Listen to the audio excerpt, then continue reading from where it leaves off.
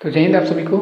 दोस्तों आज हम लोग जो बात करेंगे वो क्लास 10th बायोलॉजी चैप्टर 8 के बारे में। यहाँ लिखे हैं चैप्टर 8 और यह पार्ट 1 वीडियो है, जैसे कि पार्ट 2 और पार्ट 3 में इसको समाप्त करेंगे 2 या 3 पार्ट में, इसलिए लिखे हैं। क्लास 10th का यह बायोलॉजी का चैप्टर 8 है और चैप्टर का नाम है हमारा पर्यावरण, आवर इन्वायरमेंट जिसको बोल सकते हैं। सबसे पहले जानिए कि पर्यावरण दिवस जो होता है यह कब मनाया जाता है? 5 जून को।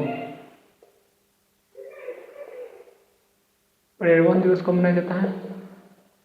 5 जून को। ठीक है, जैसे कि आपको मालूम है पर्यावरण किसको बोलेंगे अगर क्वेश्चन आ जाए कि पर्यावरण या वातावरण क्या है। क्वेश्चन आ जाए पर्यावरण या वातावरण क्या है। ठीक है, अगर ऐसा क्वेश्चन आ जाए पर्यावरण या वातावरण क्या है, तो सबसे पहले जानिए कि हमारे आसपास के जितने भी जैव और जैव कारकों से निर्मित दुनिया है जिसमें वह निवास करता है। क्या करता है? निवास, मतलब कि निवास करता है, जिससे वह प्रभावित होता है, उसको क्या बोलते हैं? पर्यावरण या वातावरण कहा जाता है। मतलब हमारे आसपास के जितने भी जैव और अजैव कारकों से निर्मित दुनिया है, जैव और अजैव, ठीक है, जैव और अजैव। तो जैव होने का मतलब है कि जो सजीव, जैव का मतलब हुआ सजीव और अजैव का मतलब हुआ निर्जीव। तो सजीव और निर्जीव निवास, यही ना निवास करता है, मतलब कि प्राणी जीव, जैसे हम लोग जीव में आ गए, उसके बाद कुर्सी टेबल पंखा ये सब जितने दीवार सब क्या है? बोर्ड क्या है? ये सब मतलब कि निर्जीव है। तो जैव और जैव कारकों से निर्मित दुनिया जिसमें वह निवास करता है और उससे प्रभावित होता है, उसी को क्या बोलते हैं? पर्यावरण या वातावरण कहा जाता है। ठीक है, तो ये पर्यावरण या वातावरण की परिभाषा है। अब पर्यावरण के भाग कहा जाए तो पर्यावरण के अगर भाग लिखिए पर्यावरण के, इसके 4 गो भाग टाइप के होगा। क्या भाग हुआ? 4। पर्यावरण या वातावरण क्या भाग हुआ? 4 गो होगा। पहला लिखेंगे, पहला तो जलमंडल, स्थलमंडल, वायुमंडल और जीवमंडल। तो यहाँ लिख सकते हैं जलमंडल, ठीक है, स्थलमंडल, ठीक है, वायुमंडल और इसको लिख सकते हैं जीवमंडल। तो क्या भाग? 4 गो, जलमंडल, स्थलमंडल, वायुमंडल और क्या लिखे हैं? जीवमंडल लिखे हैं। ठीक है, तो ये हमारा पर्यावरण जो है बायोलॉजी का लास्ट चैप्टर है और इससे भी रिलेटिव क्वेश्चन पूछने का संभावना रहता है, इसलिए इसको इंपॉर्टेंट है पढ़ना भी। तो जलमंडल, स्थलमंडल, वायुमंडल और क्या हो गया? जीवमंडल हो गया। तो ये पर्यावरण के भाग हो गए कि पर्यावरण के इस तरह एक जलमंडल होता है, एक स्थलमंडल होता है, वायुमंडल होता है, जीवमंडल होता है। स्थलमंडल पर ही तो हम लोग रहते हैं शायद, यहीं पे ना? हाँ, ठीक है, तो ये पर्यावरण के भाग हुआ। उसके बाद बताएं कि पारिस्थितिक तंत्र या इसी को बोलते हैं पारितंत्र, पारिस्थितिक तंत्र या पारितंत्र बोलते हैं। जैसे देखिए हम लोग अगर मानते हैं सजीव है, हम लोग जैव में आ रहे हैं, सजीव है, फिर भी हम लोग किस पे निर्भर है? क्या हम लोग सजीव को ही खा के निर्भर रहते हैं? नहीं, बल्कि निर्जीव पे भी। तो ये एक दूसरे का बोल सकते हैं कि जिसमें जीवमंडल के विभिन्न घटक तथा उसके बीच जो ऊर्जा और पदार्थ का आदान प्रदान होता है, सभी एक साथ मिलकर पारिस्थितिक तंत्र का निर्माण करते हैं। अगर हम लोग सजीव हैं तो अगर पेड़ पौधा से जो हमको फल प्राप्त हो रहा है, खा रहे हैं, तो वो निर्जीव है। उसके बाद रोटी खा रहे हैं तो वो क्या है? निर्जीव है। उसके बाद बोल सकते हैं कि अगर पेड़ से अलग हो गया, धान ये सब बहुत सारी चीज़ें जब पेड़ पौधे से अलग हो गया तो वो निर्जीव में आएगा, तो उसको खा के जिंदा रहते हैं। तब पारिस्थितिक तंत्र या एक क्वेश्चन आता है पारितंत्र, इसको लिखते हैं पारिस्थितिक तंत्र या पारितंत्र। पारिस्थितिक तंत्र या क्वेश्चन आ जाता है पारिस्थितिक तंत्र या पारितंत्र क्या है, तो लिखते हैं यहाँ पे पारिस्थितिक तंत्र या पारितंत्र। ठीक है, ये क्वेश्चन है पारिस्थितिक तंत्र या क्या है? पारितंत्र। देखिए इसका आता है आंसर कि जीवमंडल के विभिन्न घटक एक साथ, जीवमंडल के विभिन्न घटक तथा उसके बीच ऊर्जा और पदार्थ का जो आदान प्रदान होता है, जीवमंडल के विभिन्न घटक, जीवमंडल के घटक जिसमें ऊर्जा का क्या होता है? आदान प्रदान, ठीक है, ऊर्जा क्या होता है? आदान प्रदान, सभी एक साथ मिलकर, और सभी क्या होता है? एक साथ मिलकर, सभी होता है एक साथ मिलकर किसका निर्माण करता है? पारिस्थितिक तंत्र का निर्माण करता है, पारिस्थितिक तंत्र का निर्माण करता है। ठीक है ना, जीवमंडल के विभिन्न घटक का आदान, ऊर्जा का आदान प्रदान सभी एक साथ मिलकर किसका निर्माण करता है? पारिस्थितिक तंत्र का निर्माण करता है। ठीक है, तो इसको बोल सकते हैं पारिस्थितिक तंत्र, इसी का नाम है पारितंत्र बोलते हैं। ठीक है, अब पारिस्थितिक तंत्र की बात की जाए तो पारिस्थितिक तंत्र जो है इसमें दिखाया गया है, इसके पार्ट बाई पार्ट बांटा गया है। जैसे इसको मिटाते हैं, हम लिखते हैं, यहाँ अच्छा से लिखेंगे इसलिए बुझाएगा। देखिए पारिस्थितिक तंत्र यहाँ लिखें, पारिस्थितिक तंत्र, पारिस्थितिक तंत्र, ठीक है। और यहाँ देखिए इसमें दो भाग, एगो दूगो, एक होता है अजैव घटक, अजैव घटक, और एक होता है जैव घटक, जैव घटक, ठीक है। एक अजैव और एक क्या हो गया, जैव घटक। अब अजैव घटक में इसमें 4 गो, अजैव घटक में कई गो, 4 गो, मृदा वायु जल प्रकाश ताप, 5 गो दिया है, मृदा वायु जल प्रकाश एवं क्या है, ताप है, तो कई गो हुआ, 5 गो। जैव घटक में देखें तो पौधे, जंतु, मनुष्य, सूक्ष्म, ये पारिस्थितिक तंत्र के घटक है। पारिस्थितिक तंत्र क्या है, घटक है। इसमें जो है 4 गो, पौधे, जंतु, मनुष्य, पौधे, जंतु और मनुष्य हो गया, उसके बाद हो गया जीवधारी, मनुष्य, सूक्ष्म जीवधारी, सूक्ष्म जीवधारी, कई गो हुआ, 4 पौधे, जंतु, मनुष्य, सूक्ष्म जीवधारी हो गया, ठीक है ना। तो 4 गो हुआ। तो अजैव घटक में मृदा वायु जल प्रकाश ताप, जैव घटक में पौधे, जंतु, मनुष्य, सूक्ष्म जीवधारी, ठीक है ना। तो ये हुआ इसके भाग, मतलब कि इसके घटक है, क्या है, घटक। अच्छा, पारिस्थितिक तंत्र जो होता है सामान्यतः प्राकृतिक होते हैं। पारिस्थितिक तंत्र क्या होते हैं, प्राकृतिक होते हैं, जैसे में वन, समुद्र, झील, तालाब आदि। परंतु मनुष्य के विभिन्न क्रियाकलापों से कृत्रिम पारिस्थितिक तंत्र बनाए जाते हैं। देखो पारिस्थितिक तंत्र तो क्या होते हैं, प्राकृतिक होते हैं, लेकिन मनुष्य के द्वारा इसको कृत्रिम भी बनाया जा सकता है। जैसे में कृषि, भूमि, पार्क, फुलवारी, जल जीवन शिला, एक्वेरियम, ये सब क्या हो सकते हैं, कृत्रिम हो सकते हैं, तो ऐसे भी हो सकता है। अब देखिए पारिस्थितिक तंत्र की संरचना के बारे में बता रहा है। पारिस्थितिक तंत्र की संरचना, ठीक है ना। पारिस्थितिक तंत्र की क्या है, संरचना है, पारिस्थितिक तंत्र की संरचना। तो देखिए अगर इसका बात किया जाए तो इसके 2 गो मुख्य अवयव होता है। पारिस्थितिक तंत्र के कितने मुख्य अवयव, 2 गो। इसके 2 मुख्य अवयव होता है, एक होता है अजैव अवयव, एक को बोल सकते हैं जैव अवयव और एक को क्या बोल सकते हैं, अजैव अवयव, अजैव, एक को जैव अवयव, एक जैव। तो अजैव अवयव में आ जाएगा जो सजीव हो अर्थात जीवित हो, ठीक है। जो इसमें सजीव, जो जीवित रहेगा उसी को तो सजीव बोलते हैं। इसमें निर्जीव आ जाएगा, जो जीवित नहीं हो, निर्जीव आ जाएगा, निर्जीव, ठीक है ना। जीवित, अब देखिए जीवित, अब सजीव में क्या आ जाएगा, पेड़ पौधे, मनुष्य, जीव जंतु, ये सब आएगा। और निर्जीव में क्या आएगा, कुर्सी, टेबल, पंखा, ये सब आ जाएगा। मृदा, जल, वायु, ये सब क्या आ जाएगा, निर्जीव में आ जाएगा। मतलब मृदा, जल, वायु, ये सब क्या है, कौन सजीव तो रहेगी, निर्जीव है। इसमें पेड़ पौधे, जंतु, ये सब आ जाएगा। तो इसके 2 गो घटक, ठीक है ना। उसके बाद जब जैव और अजैव पढ़ लेंगे तो अजैव अवयव के कितने भाग बांटा गया है, तो 3 भागों में बांटा गया है। अगर अजैव अवयव का पूछा जाए, इसके बाद आता है अजैव अवयव।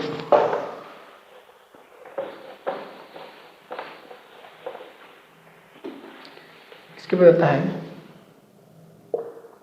अजैव अवयव के भाग। इसको 3 भागों में बांटा गया। कौन भागों में, 3 भागों में, 3 भागों में। पहला होता है, पहला बात किया जाए, ठीक है ना। अजैव अवयव के 3 भाग, पहला बात किया जाए तो भौतिक वातावरण, भौतिक वातावरण। अब भौतिक वातावरण का बात किया जाए, इसमें मृदा, जल तथा वायु सम्मिलित होते हैं। इसमें क्या करते हैं, मृदा, जल और क्या होता है, वायु सम्मिलित होता है। किसमें, भौतिक वातावरण में, मृदा, जल और वायु। सेकेंड बात किया जाए पोषण, सेकेंड क्या हो जाएगा, पोषण। तो पोषण में जो होता है, पोषण में इसके अंतर्गत विभिन्न अकार्बनिक एवं कार्बनिक पदार्थ आते हैं। इसमें अकार्बनिक, जिसमें कार्बन ना हो, और कार्बनिक पदार्थ आते हैं किसमें, पोषण में। थर्ड का बात किया जाए, ये अजैव अवयव के भाग है। तो अजैव अवयव के 3 गो भाग, मतलब निर्जीव, अजैव का मतलब निर्जीव, जिससे सजीव नहीं हो, मतलब कि जो जीवित नहीं हो, सजीव नहीं हो। जलवायु क्या होता है, जलवायु। तो जलवायु कहने का मतलब है कि देखिए सूर्य की रोशनी, तापक्रम, सूर्य की रोशनी, तापक्रम हो गया, दाब हो गया, उसके बाद इत्यादि मिलकर ये सब मिलकर किसका निर्माण करता है, जलवायु का निर्माण करता है। किसका निर्माण करता है, जलवायु का। और जलवायु पारिस्थितिक तंत्र में उनके जीवों की संख्या, उनके वितरण, मोटापोलिज्म तथा व्यवहार को बढ़ती करता है। मतलब कि सूर्य की रोशनी, ताप, दाब, ये सब मिलकर किसका निर्माण करता है? जलवायु का। तो अजैव अवयव के 3 गो भाग, भौतिक वातावरण, पोषण और जलवायु। तो अजैव अवयव का कितने भाग हुआ? 3 गो भाग हुआ, भौतिक वातावरण, पोषण, जलवायु। भौतिक वातावरण में मिलकर जलवायु हो जाएगा, पोषण में अकार्बनिक कार्बनिक बना रहता है, जलवायु में तापक्रम, दाब, जलवायु ये सब आ जाएगा, ठीक है ना।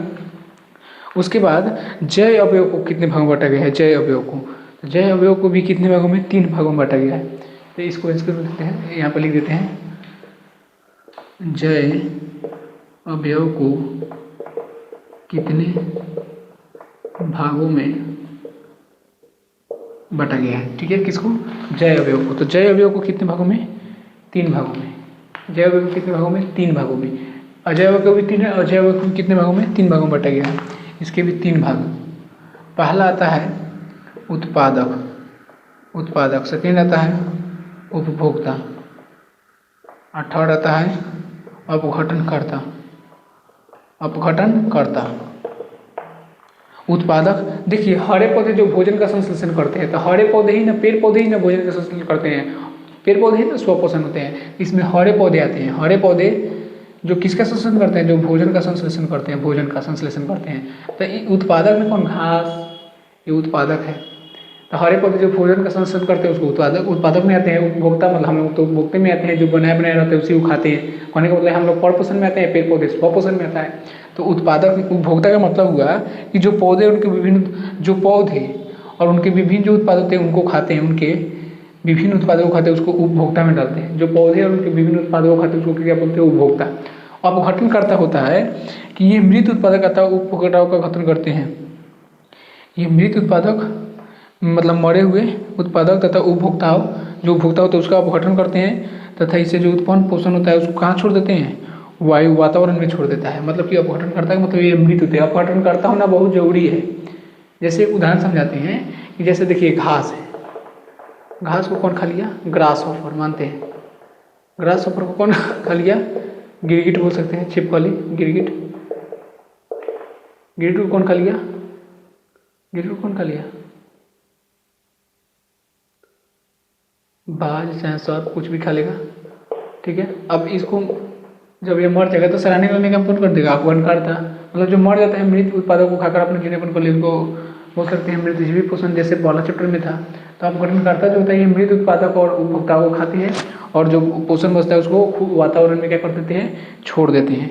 तो ये किसके बारे में था? ये तो समझने के लिए था कि जैव के 3 भाग, लेकिन उत्पादक का कोई बड़ा परिभाषा, मतलब कि ऐसे थोड़ा लिखेंगे, इतना छोटा आसान परिभाषा, इसका थोड़ा बड़ा परिभाषा होता है। तो देखते हैं इसके बाद थोड़ा और आगे, तब तक इसको लिख सकते हैं।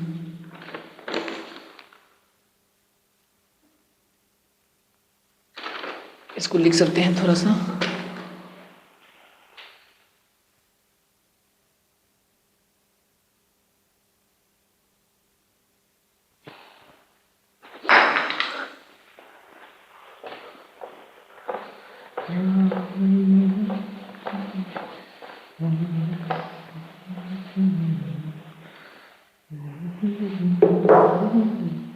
ठीक है, तो इसके बाद आता है उत्पादक।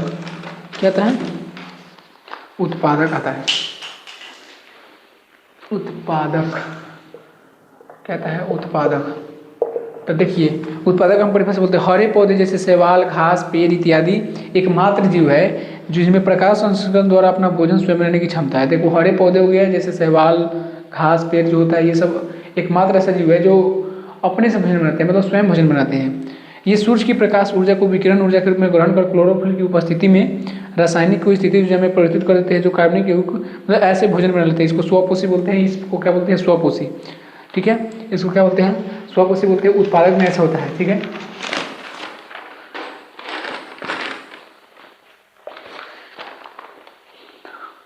ठीक है। इसके बाद आता है उपभोक्ता। उत्पादक के बाद क्या आएगा? उपभोक्ता। उपभोक्ता देखिए, तो उपभोक्ता जो था ऐसे चीज जो अपने पोषण के लिए पूर्ण रूप से उत्पादकों पर निर्भर रहता है। देखिए जो उत्पादक पर निर्भर रहता है, जो पूर्ण रूप से किस पे निर्भर रहेगा? उत्पादक पर निर्भर रहेगा, उसको बोलेंगे उपभोक्ता। इसमें परपोषी आते हैं, इसमें कौन आते हैं? परपोषी। तो हम लोग उपभोक्ता की श्रेणी में आ जाते हैं, क्योंकि हम लोग पूर्ण रूप से किस पर निर्भर रहते हैं? उत्पादक पे निर्भर रहते हैं। ठीक है, हम लोग अपना समझ थोड़े बताते हैं, हम लोग परपोषी में आते हैं। अब उपभोक्ता जो है, उपभोक्ता के 3 गो भाग, 3 भाग। पहला होता है प्राथमिक उपभोक्ता। कौन उपभोक्ता? प्राथमिक उपभोक्ता, ठीक है। सेकेंड आता है द्वितीयक उपभोक्ता, द्वितीयक उपभोक्ता। थर्ड आता है तृतीयक उपभोक्ता, तृतीयक उपभोक्ता।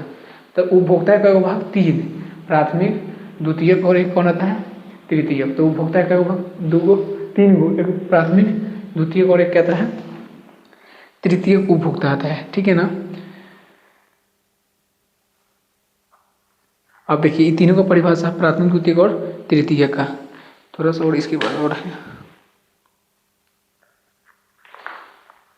ठीक है। तो इसको आप देख सकते हैं। अब इसके बाद थोड़ा और तीनों का परिभाषा आप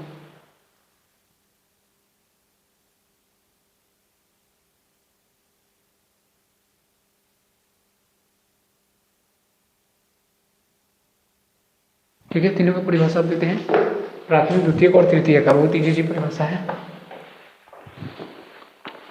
सबसे पहले आता है प्राथमिक उपभोक्ता, उसके बाद सेकंड आएगा द्वितीयक, उसके बाद आएगा तृतीयक।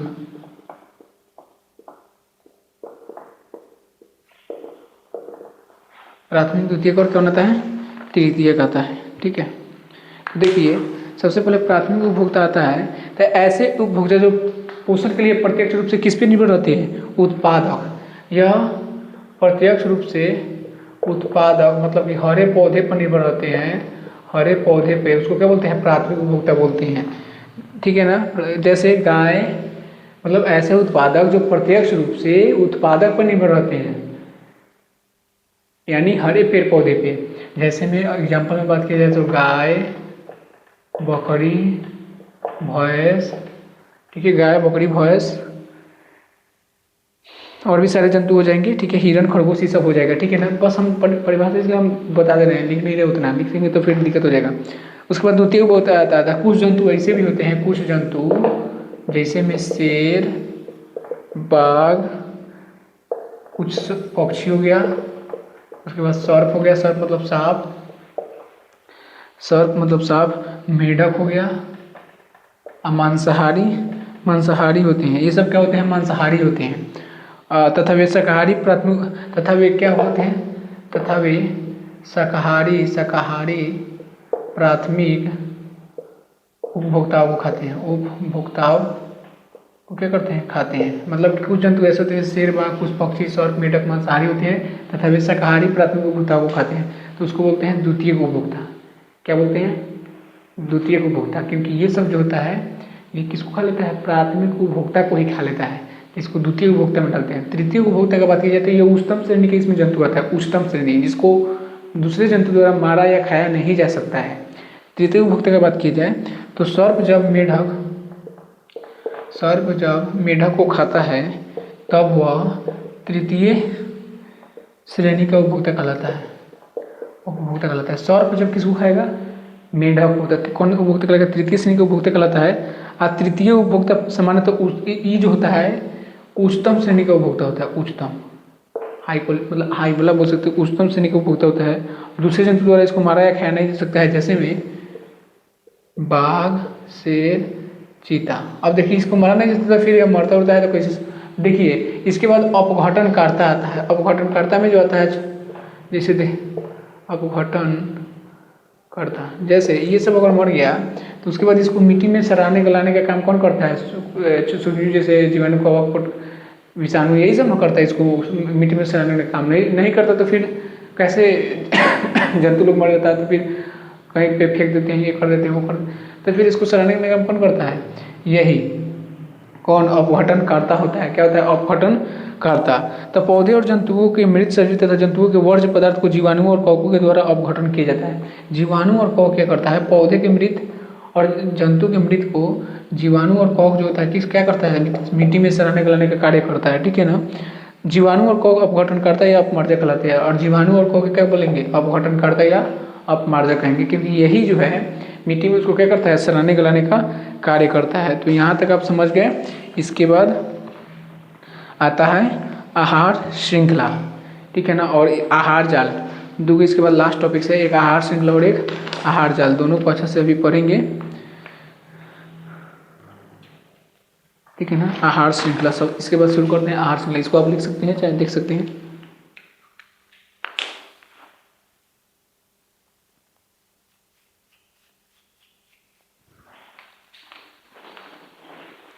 ठीक है, इसको मिटाते हैं।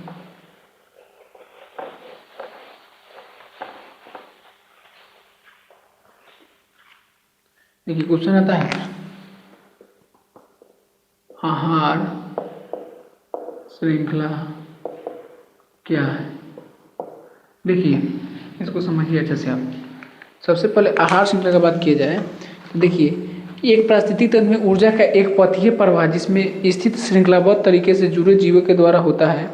एक इसका आंसर हम लिखते हैं, ये इम्पोर्टेंट है इसलिए। अरे यार, एक पारिस्थितिक तंत्र में ऊर्जा का एक पथीय प्रवाह उसमें स्थित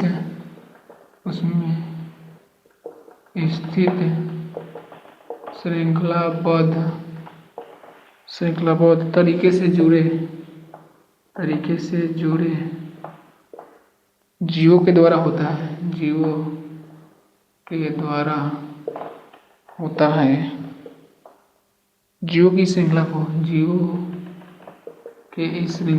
की श्रृंखला को क्या बोलते हैं? आहार श्रृंखला कहा जाता है। ठीक है, मतलब कि एक परिस्थिति तंत्र में ऊर्जा का एक पथीय प्रवाह उसमें स्थित श्रृंखलाबद्ध तरीके से जुड़े जीवों के द्वारा होता है। जीवों की श्रृंखला को क्या बोलते हैं? आहार श्रृंखला कहते हैं। ठीक है ना, मतलब कि एक श्रृंखला टाइप का रहेगा। जैसे कैसे रहेगा तो हम बताते हैं। जैसे घास है, इसको कौन खाया? Grass hopper. उसको ग्रास हॉपर को कौन खा लिया?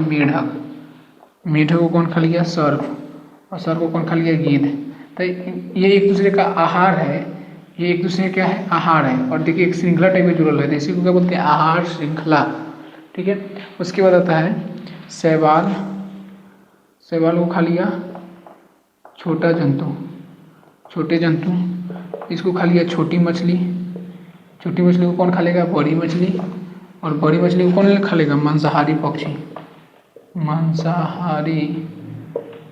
ठीक है ना, तो ये इस तरह हुआ। इसके बाद आता है पौधे। तो पौधे को खा लिया कृमि को खा लिया चिड़िया को खा लिया कौन? बिल्ली। ठीक है ना, उसके बाद आता है घास को खा लिया हिरण को कौन खा लिया? बाघ खा लिया। ठीक है, शैवाल छोटे जंतु, छोटी मछली, बड़ी मछली, मांसाहारी पक्षी। उसके बाद पौधे को कृमि, चिड़िया, बिल्ली। घास को हिरण, बाघ। घास को ग्रास हॉपर, मेढक, सर्प को कौन खा लिया? गीध खा लिया। तो ये एक तरह का आहार है एक दूसरे का, और एक तरह का श्रृंखला चल रहा है। इसी को क्या बोलते हैं? आहार श्रृंखला बोलते हैं। क्या बोलते हैं? आहार श्रृंखला। इसको आप स्क्रीनशॉट ले सकते हैं।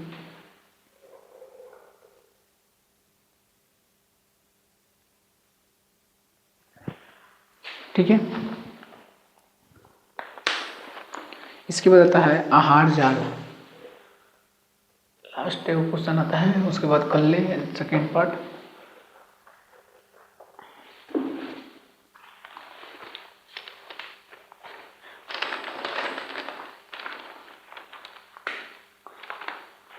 आहार जाल क्या है? देखिए सबसे पहले इसको आगे हम पढ़ के परिभाषा दे रहे हैं। आहार जाल का क्या है? परिभाषा लिख लीजिए। देखिए पारिस्थितिक तंत्र में सामान्यतः एक साथ कई आहार श्रृंखलाएं पाई जाती है, और ये आहार श्रृंखलाएं हमेशा सीधी न होकर एक दूसरे से आड़े तिरछी जुड़ी रहती है। आड़े तिरछे जुड़कर एक जाल सा बनाती है। आहार श्रृंखला के इस जाल को आहार जाल कहते हैं। एक बराबर परिभाषा बोल रहे हैं। पारिस्थितिक तंत्र में सामान्यतः एक साथ कई आहार श्रृंखलाएं पाई जाती है, और ये आहार श्रृंखलाएं सीधी न होकर एक दूसरे से आड़े तिरछे जुड़कर एक जाल सा बनाती है। आहार श्रृंखला के इस जाल को आहार जाल कहा जाता है। अब कैसे आहार जाल बनाता है तो यहाँ देखिए, यहाँ पर देखिए, जैसे हम यहाँ पर लिखे हैं पौधे। क्या लिखिए? पौधे। तो पौधे को कौन खा लिया? Grass hopper. पौधे को कौन खा लिया? खरगोश भी खा लेगा। पौधे को कौन खा लेगा? चूहा भी खा लेगा। ठीक है, अब ग्रास हॉपर को कौन खा लेगा? तो गिरगिट खा लेगा। गिरगिट, खरगोश को यहाँ हटा देते हैं और यहाँ पर चूहा कौन खा लेगा था, सर्प खा लेगा और ये तीनों को कौन खा जाएगा, यहाँ पे बाज खा जाएगा। कौन खा लेगा, बाज। यहाँ पर देखिए 1 नंबर से यहाँ से स्टार्टिंग हो रहा है, ऐसे जा रहा है, एक प्रकार का जाल तो ये सीधी न होकर आड़े तिरछा जुड़ा हुआ है। एक आहार से मतलब सीधी न होकर कैसे जुड़ा है, आहारी तिरछा जुड़ा है। एग्जाम्पल में लिखना है, उसके नीचे परिभाषा जो बोले उसके नीचे लिखना है। पौधे ग्रास ऊपर गिरगिट को बाज खा लिया, पौधे खरगोश इसको खा लिया बाज, पौधे चूहा इसको खा लिया सर्प। तो यह सीधी न होकर आड़े तिरछा जुड़ल है, तो इसी को बोलते हैं आहार जाल कहते हैं। ठीक है, आप समझ गए। कल पोषी स्तर के बारे में पढ़ेंगे, ऊर्जा का प्रभाव कैसे होता है, पोषी स्तर के बारे में थोड़ा सा डिटेल पढ़ेंगे। ठीक है, पोषी स्तर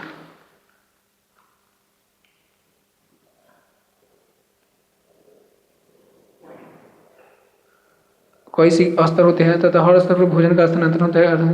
मतलब आहार श्रृंखला में कई स्तर होते हैं, तो उन्हें पोषी स्तर के बारे में कल पढ़ेंगे।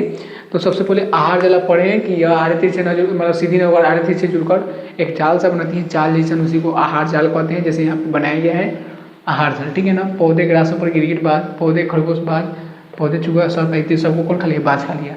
इसको ये आहार जल कहते हैं। इसी तरह आहार जल है। तो आज हम लोग जो पढ़े हैं शुरुआत चैप्टर की है पर्यावरण चैप्टर से, पर्यावरण दिवस 5 जून को। उसको बताया पर्यावरण या वातावरण क्या है, तो जैव और अजैव से मतलब सजीव और निर्जीव से जो आसपास का क्षेत्र निर्मित है, जहाँ निवास करते हैं और उससे प्रभावित होते हैं, उसी को पर्यावरण या वातावरण कहा जाता है।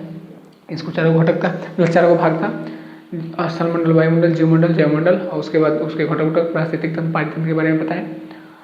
उसके बाद इसके पहले बताएं, मतलब कि उसको पढ़ने के बाद हम जैव और अजैव के बारे में पढ़े हैं। और उसके बाद जो है पोषण, मतलब कि अजैव अवयव कितने भागों में, तो 3, जलवायु, भौतिक वातावरण, जलवायु, और एक था क्या था, उसके बाद एक पोषण। ठीक है, उसके बाद जैव अवयव को, इसको भी 3 भागों में, उत्पादक, उपभोक्ता, अपघटनकर्ता। उसके बाद उत्पादक पढ़े, उपभोक्ता पढ़े, तो उपभोक्ता के 3 गो, प्राथमिक, द्वितीयक और तृतीयक। उसके बाद उपभोक्ता ये सब पढ़ लिए। तो उसके बाद आहार श्रृंखला और क्या पढ़े हैं, आहार जाल पढ़े हैं। ठीक है ना, अपघटन करता है, जो मृत जीवों को क्या करता है, उसको सड़ाने गलाने का कार्य करता है। ठीक है ना, तो यहाँ तक आप समझे हैं। जो भी हम इसका परिभाषा हम बोले हैं, तो इस पर लिख लीजिएगा, इस पर लिखने में थोड़ा टाइम लगेगा, इसलिए कम देर का वीडियो। तो प्लीज़ आप इसको अच्छा से पढ़ लें और अच्छा से जो भी है लिखवाएँ, मतलब कि बोले लिखवाएँ चाहे बोले, उसको ध्यान रखना है, समझना है इसको। और उसके बाद कल जो है पोषी स्तर के बारे में सेकेंड पार्ट में, और ज़्यादा से ज़्यादा सेकेंड पार्ट में खत्म हो जाएगा ना, तो थर्ड पार्ट में। तो प्लीज़ अब इस वीडियो को लास्ट तक देखिए और अच्छा से देखिए और समझे। जो नहीं है वो कमेंट जरूर करें और बताएं हमको। ठीक है, धन्यवाद, थैंक यू सो मच।